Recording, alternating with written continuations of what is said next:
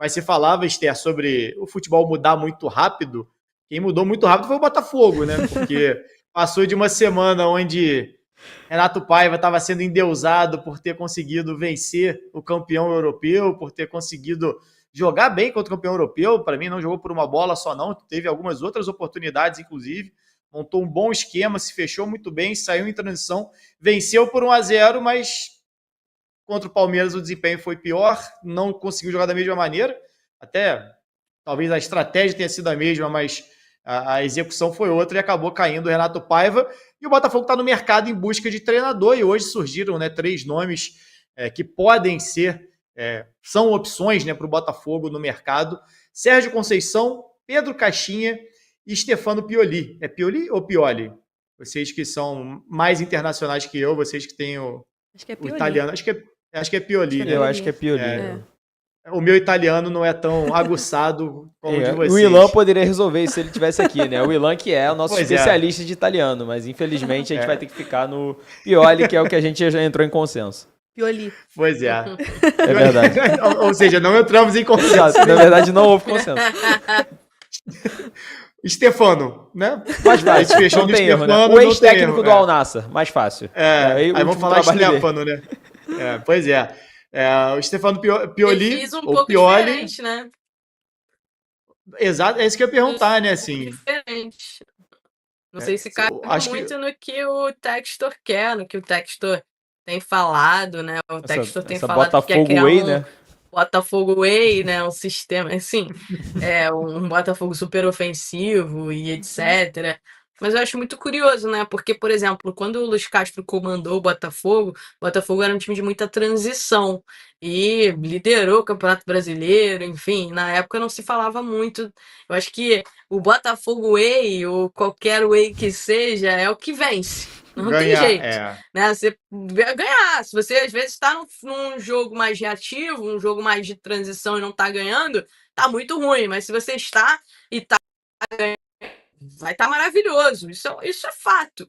Então, assim, eu não sei exatamente o que o Textor planeja muito em relação a treinador. Porque já antes de contratar o Renato Paiva, ele foi em nomes, né, bem diferentes um dos outros, e essas opções que apareceram agora também são diferentes uma das outras.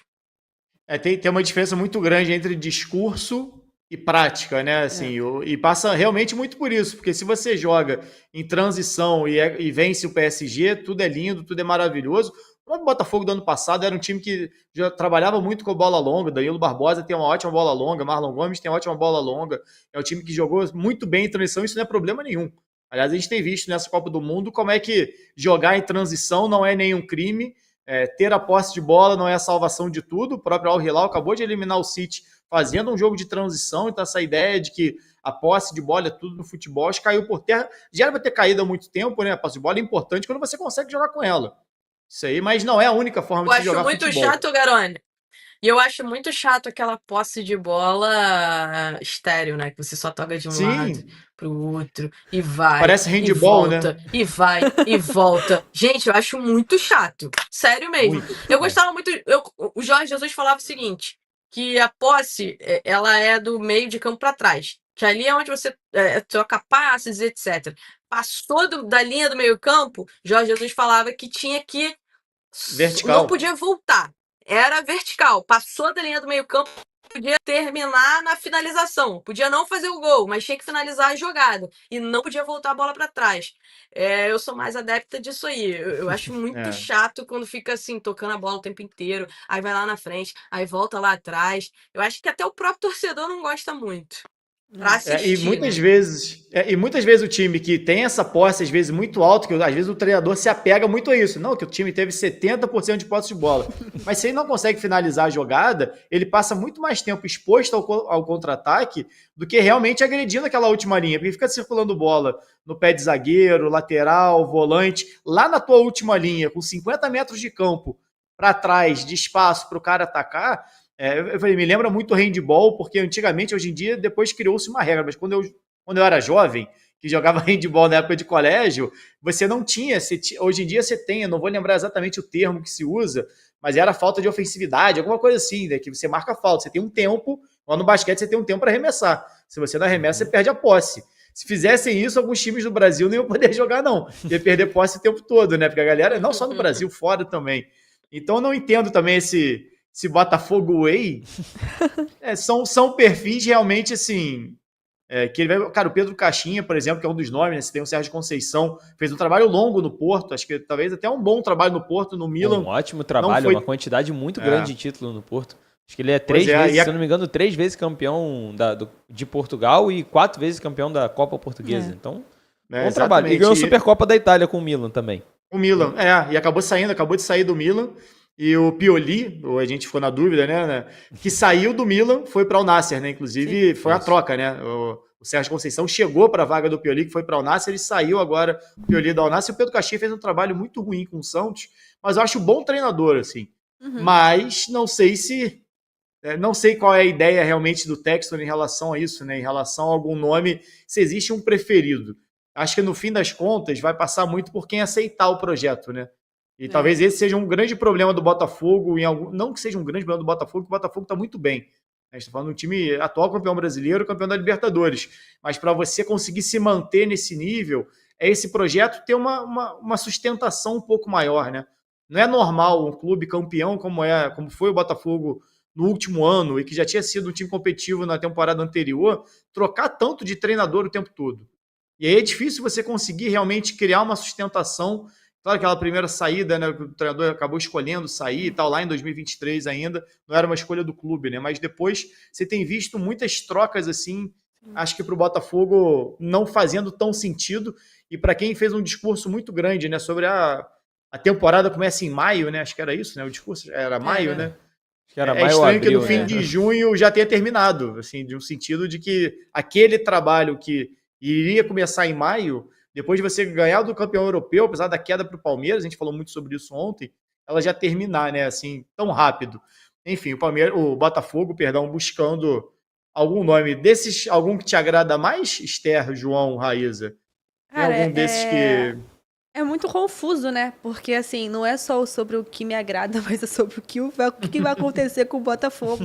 A gente passou por isso no início do ano, quando a gente viu o Textor atirando para tudo quanto é lado, recebendo vários nãos, e parou no Renato Paiva, um treinador super contestado, que a torcida chega assim, não acredito que foi falado tantos grandes nomes para cair no Renato Paiva.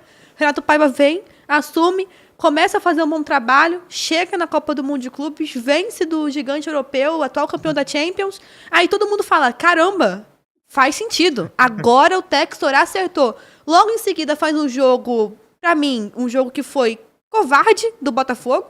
Um jogo covarde contra o Palmeiras.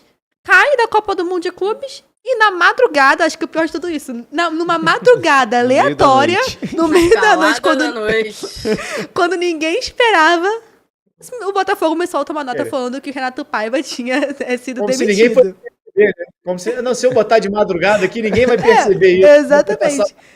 Tem muita coisa acontecendo, ninguém vai perceber, não. E aí vira uma loucura. Aí você vê, cara, o que o Textor quer daqui pra frente? Porque ele já falou que a prioridade dele agora é o Botafogo Way. O Lyon já não tá mais nesse escalão e não sei o quê. Porque ele vai priorizar o Botafogo, o clube Botafogo. E a gente não sabe mais o que ele quer. Agora ele pega 3 nomes. Um deles é o Caixinha, que é o que a gente talvez mais conheça, né? Porque dirigiu o Bragantino, dirigiu o Santos. E aí depois a gente tem outros 2 nomes que também são rodados, tanto no futebol árabe quanto no futebol europeu, e você fica sem entender o que o Botafogo quer. Eu acho que o Botafogo teria que falar assim, o que eu quero?